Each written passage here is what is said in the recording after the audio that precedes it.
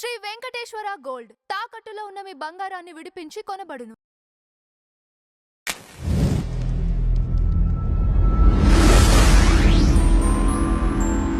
నమస్కారం డాక్టర్ శ్యాంప్రసాద్ గారు. నమస్తే అండి. కొన్ని రోజుల నుంచి అండి ఈ టిటిడి లడ్డు తర్వాత ఇష్యూ తర్వాత ఈ ఏడుకొండల మీద మళ్ళీ ఆ జీవో పాతది ఏదైతే ఉందో దాన్ని తెరపైకి తీసుకొస్తే ఇప్పుడు అది అసెంబ్లీలో కూడా చర్చనీయాంశం అయింది. అసలు ఏడుకొండల్ని గుర్తిస్తూ ఒక జీవో ఇటు ఏంటండి? కొంచెం వివరంగా చెప్తా ఇది. యాక్చువల్గా మన బడ్జెట్ సమావేశాలు జరుగుతున్నాయి. బడ్జెట్ సమావేశాలను వాళ్ళు రాలా యాజ్ యూజువల్గా 11 మంది ఇంక్లూడింగ్ జగన్మోహన్ రెడ్డి అందరూ ఆబ్సెంట్ అయిపోయారు. వాళ్ళు బడ్జెట్ సమావేశాల్లో అసెంబ్లీలో పాల్గొని వాళ్ళు చెప్పదలుచుకుంది చెప్పొచ్చు, ఎవరు కాదన్న, మీకు ఎంత కావాలంటే టైం అంత ఇస్తానన్నారు. అయినా సరే బయటికి వెళ్ళి సమావేశాలు మొదలైన 4-5 రోజుల తర్వాత ప్రెస్ మీట్ పెట్టాడు ఆయన. జగన్మోహన్ రెడ్డి గారు అపోజిషన్ లీడర్, వైఎస్ఆర్సీపీ నాయకుడు, అధ్యక్షుడు పెట్టి చాలా ఇష్యూస్ ఉన్నాయి. 3 అవర్స్ నడిచింది అది. ఆ 3 అవర్స్ మనం అనలైజ్ చేయాలంటే కనీసం ఒక 20 వీడియోలు చేయొచ్చు. కేవలం మనం 7 కొండలు 2 కొండల గురించి వెళ్దాం. ఆ జీవోల మీద ఎంత హాస్యాస్పదం అంటే, తిరుపతిని 7 కొండల వాడ వెంకటరమణ గోవింద అంటాం. అది 100 సంవత్సరాలు కాదు, 1000 సంవత్సరాలు కాదు, 1,00,000 సంవత్సరాల నుంచి అదే పదం ఉంది. ఆ పదంతోనే తిరుపతి మనం వెళ్ళేవాళ్ళు యాత్రికులు అందరూ బస్సుల్లో కానీ కారుల్లో కానీ కాలిబాటను కానీ ఈ స్లోగన్ మారుమోగిపోతుంటుంది తిరుపతి కొండ మీద. 7 కొండల వాడ వెంకటరమణ గోవింద అని. 7 కొండలని వీళ్ళు చెప్పారా? ఈయన ఎందుకు ఇవ్వాల్సి వచ్చింది? 746-47 అనే దాంట్లో 746లో 25,000 చదరపు కిలోమీటర్ల పరిధిలో తిరుపతి పవిత్ర క్షేత్రం ఉందని ఒకటి జీవో తీసుకొచ్చారు. 746 అది 2007 జూన్లో తీసుకొచ్చారు. అదే సమయంలో 747 కూడా తీసుకొచ్చారు. 46-47లోనేమో ఈ ఏరియాని ఇచ్చేశారు. 25,000 కిలోమీటర్లు చదరపు కిలోమీటర్లు ఉంటుంది. దాంట్లో 7 కొండలు ఉంటాయి 25,000 చదరపు కిలోమీటర్లు. తర్వాత 747లోనే ఏంటంటే పరమత సహనం, పరమత వాళ్ళు ఎవరు దీంట్లో పాల్గొనకూడదు, పరమత కన్వర్షన్స్ని మనం ఎంకరేజ్ చేయకూడదు, ఇలాంటివన్నీ చాలా చక్కగా రూపొందించారు ఈ 2 వీడియోస్. అసలు ఈ 2 వీడియోలు 2 జీవోలు ఎందుకు ఇష్యూ చేయాల్సి వచ్చింది అనేది ఎవరన్నా విలేకరులు అడిగారు ఆయన్ని. ఈ 2 సడన్ గా నువ్వు 2007లో జూన్లో మీరు ఎందుకు జగన్మోహన్ రెడ్డి గారు ప్రెస్ మీట్ జరుగుతున్నప్పుడు విలేకరులు అడగాలి కదా.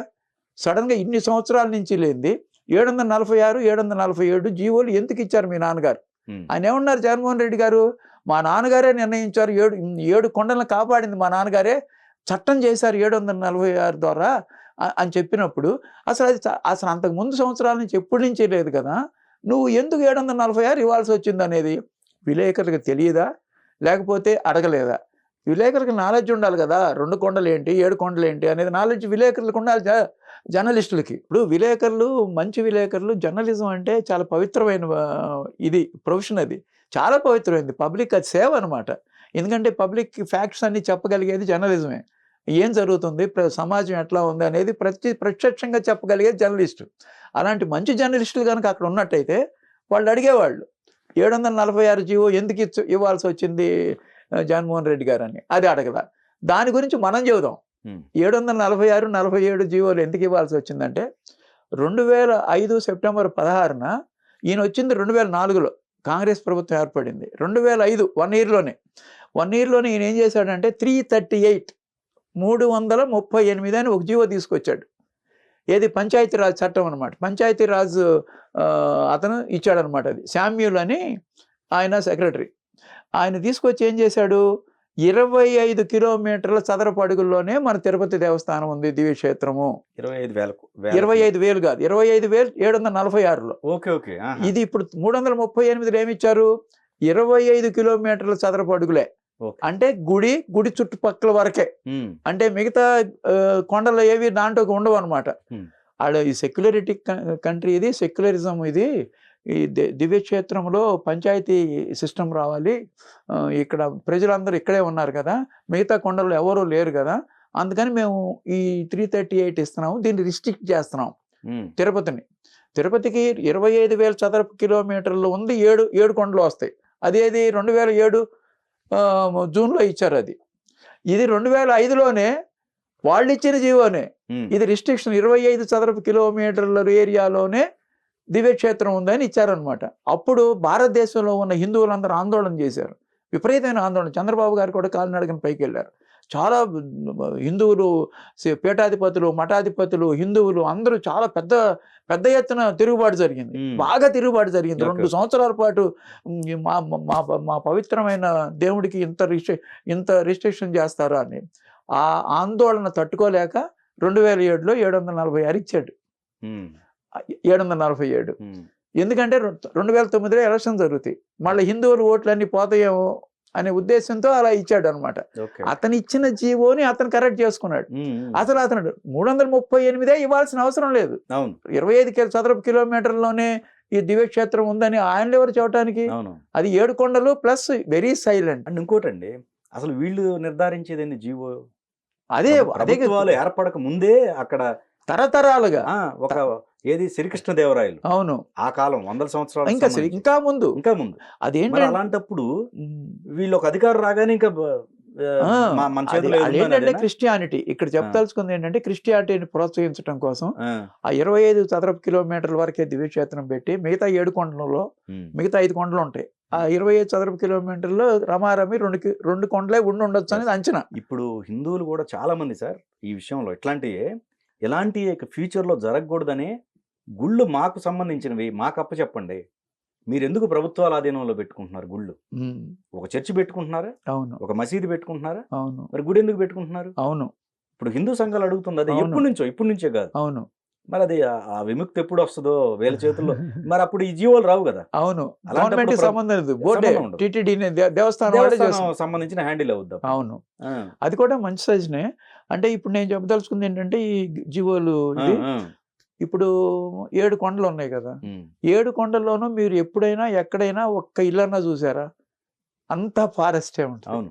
అది చాలా పవిత్రమైన 7 కొండలు. అంటే 7 కొండలకి మనకి అంజనాద్రి, వృషభాద్రి, గరుడాద్రి, శేషాద్రి ఈ కొండలే కదా ఇవన్నీ. వాటికన్నిటికీ 7 కొండలకి ఒక పవిత్రమైన నామాలు ఉన్నాయి. వాటికి ఏదైనా జరగాలంటే ఫారెస్ట్ డిపార్ట్మెంట్ వాళ్ళు పర్మిషన్ తీసుకోవాలి. ఒక్క చెట్టు కూడా కొట్టడానికి వీలేదు. అది పర్యావరణ పరిరక్షణ చేస్తారు. ఇంకోటి కూడా ఒకటి అంటారు సార్, అక్కడ జరుగుతున్న ఎర్రచందనం, ఆ ఎర్రచందనం అక్కడ మాత్రమే దొరికే ఒక అంటే అతి శ్రేష్టమైంది అంటారు. అవును. ఇది ఎర్రచందనం. అవును. ఈ జీవోలు కూడా ఆ ఎర్రచందనం కోసం అనేది కూడా ఒక రూమర్. ఇక ఏమవుతుందంటే ఒకసారి 25 కిలోమీటర్ చదరపు అడుగులు చేసిన తర్వాత మిగతాదంతా మన దేశం సెక్యులరిస్టిక్ దేశం కదా, ఏ మతం వాళ్ళు ఏదైనా కట్టుకోవచ్చు అనమాట. అప్పుడు ఆ జీవో ఇచ్చిన తర్వాత ఏమైందో తెలుసా? 2 సంవత్సరాల్లో తర్వాత ఆయన తిప్పి మళ్ళీ రెక్టిఫై చేసుకున్న తర్వాత ఆ మధ్యలో యేసుక్రీస్తు బొమ్మలు వేశారు కొండల మీద, పెద్ద పెద్ద సిలువలాగా. చర్చి కడదామని ఒక ప్లాన్ వచ్చింది. ఇవన్నీ అప్పుడు వార్తలు. 2005, 2007 మధ్య వార్తలు మీరు పేపర్లు తీయండి. 2005, 2007 మధ్య ఎనీ న్యూస్ పేపర్ మీరు తీయండి, మీకు ఇది దొరుకుద్ది. సెలవు వేసింది, కొండ మీద సెలవు బొమ్మ వేశారు. అసలు అది ఎంతో పవిత్రమైన హిందూ క్షేత్రం అది. ఆ హిందూ క్షేత్రంలో వాళ్ళు ఈ 25 చదరపు కిలోమీటర్లు దాటిన ఉంటది కదా కొండలు, వాటిలో ఎవరైనా ఏదైనా చేసుకోవచ్చు అనేటట్టుగా ఇచ్చారు ఆ జీవో. ఇక ప్రజల దాటికి, ప్రజల తిరుగుబాటుకి, హిందూ మతాలు చేసిన తిరుగుబాటుకి ఇక వాళ్ళు తల వంచి 746, 747 ఇచ్చారనమాట. అది అసలు. మరి చంద్రబాబు నాయుడు గారిని ఆ జీవోలు నేను రాగానే రద్దు చేస్తా అని చెప్పి అవి చూపిస్తున్నారు కదా. అసలు ఆయన అనేది ఏంటంటే అసలు మీరెవరు 338 ఇవ్వటానికి ఎవరు, 746 ఇవ్వటానికి ఎవరు? నేను వెంకటేశ్వర స్వామి భక్తుడిని, మా కులదైవం ఆయన. అలాంటి వాడిని నేను ఎవరన్నా ఎప్పుడన్నా హాని చేస్తానా దేవుడికి? దేవుడు చాలా పవర్ఫుల్ అని వాళ్ళ అసెంబ్లీలో కూడా చెప్పాడు ఇదే ఈ జీవో గురించి. 746, 747 అనేది ఇవ్వాల్సిన అవసరం గవర్నమెంట్కి లేదు. అసలు 338 జీవో ఇవ్వడానికి వీల్లేదు. ఈ జీవోలు మొత్తం తీసేస్తానంటాడు ఆయన. ఎందుకంటే అసలు మనం ఎవరు? అది ఎప్పుడో దేవుడు నిర్ణయించిన, పరమాత్ముడు నిర్ణయించిన స్థలం. ఎవరు దాంట్లో ఎంటర్ పబ్లిక్ లైఫ్ లేదు అక్కడ. జస్ట్ దేవుణ్ణి దర్శనం చేసుకోవడానికే. మీకు ఇంకో విషయం, మొట్టమొదటిలో కొంతమంది ప్రజలు ఉండేవాళ్ళు అక్కడ, ఈ పూజారులకు సంబంధించిన వాళ్ళు, అక్కడ షాపింగ్, అక్కడ నిత్యావసరాలు చేసుకునే వాళ్ళకి. వాళ్ళని కూడా తర్వాత తీసి కింద దిగు తిరుపతికి పంపించేశారు. ఇప్పుడు ఓన్లీ టూరిస్టే ఉంటారు అక్కడ. ఈ టూరిస్టుల కోసమే సత్రం. ఎందుకంటే వీళ్ళు భక్తులు వచ్చినప్పుడు వాళ్ళ సౌకర్యార్థం పెట్టారు. ఇప్పుడు అంతే. ఎవరు రియల్గా ఎవరు అక్కడ ఉండటానికి వీల్లేదు. అది దేవస్థానం, తిరుపతి దేవస్థానం పవిత్రమైన దేవస్థానం. అందుకని ప్రజలు ఎవరు ఇప్పుడు అక్కడ నివసించే ప్లేస్ కాదనమాట అది. అవును. అందుకని ఆయన చెప్పింది ఎవరు మనం ఆల్రెడీ అది 7 కొండలు ఉన్నాయి, 7 కొండలు ఉన్నదాన్ని నువ్వు జీవో తీసి ఇవన్నీ ఏంటి అది చంద్రబాబు నాయుడు గారు చెప్పేది. మనమే దేవుడి గురించి ఆ కొండలు 7 ఆల్రెడీ ఉన్నాయి, నువ్వు దాన్ని 2 కొండలు చేస్తానికి నీకెక్కడ ఉంది, మళ్ళీ నేనే 7 కొండలు చేశానని నువ్వు తప్పు చేసింది నువ్వే, మళ్ళీ దాన్ని తరదిద్దుకుంది నువ్వెవరు అసలు అనేది ఆయన చెప్పేదనమాట. మరి ఇంత అది తప్పుడు ప్రచారమే. ఈయనేదో రద్దు చేస్తానన్నాడు, ఇదంతా ఆయన వీడియో చూపిస్తున్నారు. ఆయన ఏం చెప్తున్నాడంటే అసలు నేను చేస్తాను అలా అసెంబ్లీలో మాట్లాడాడు ఇందాక చెప్తున్నారు. ఇప్పుడు ఏంటంటే అసలు రాజకీయం అనేది దానికి ఒక వేరే సపరేట్ గా చాలా టైం పట్టుద్ది, ఒక జస్ట్ 1 minute లో తీసాం. రాజకీయం అనేది మైండ్ సెట్ ఆఫ్ పీపుల్ తో ఆడుకుంటున్నారు వీళ్ళు. పీపుల్ మైండ్ సెట్ ని నమ్మించడం కోసమే ఇదంతా, పబ్లిక్ కోసమే. నేను కరెక్ట్ మీరు నమ్మండి అని రాజకీయం చేస్తున్నారు. అంటే ఇది చేస్తే ఓహో నేను వీళ్ళే మంచి వాళ్ళు అని అనుకుంటారేమోనని అనమాట. కేవలం మంచి చెడు ఏం ఆలోచన లేదు.